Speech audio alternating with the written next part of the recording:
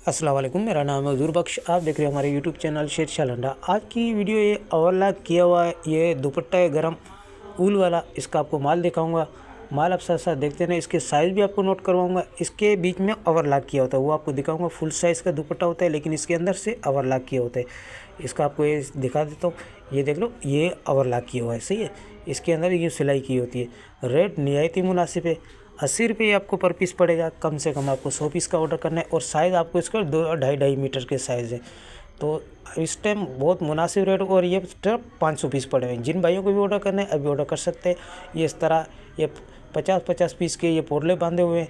तो साफ़ सुथरा कलरफुल बेहतरीन मारा कटा फटा इसके अंदर आपको नहीं मिलेगा, लेकिन ये ओवरलॉक होगा। इसमें बीच में से ओवरलॉक से बनाया जाता है। तो ये ओवरलॉक किया हुआ है, बहुत साफ़ सुथरा कलरफुल बेहतरीन माल है। और सारा साइज़ इसका फुल साइज़ है। साइज़ आप साथ साथ नोट करते हो। 2.5 मीटर इसकी लंबाई भी है।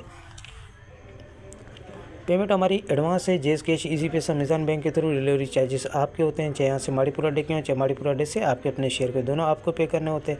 पूरे पाकिस्तान में माल हमारा टक्का डे के थ्रू डिलीवर होते हैं। तो माल के हवाले से आपको आइडिया हो गया होगा। तो हमें दीजिएगा इजाज़त। अल्लाह हाफिज़।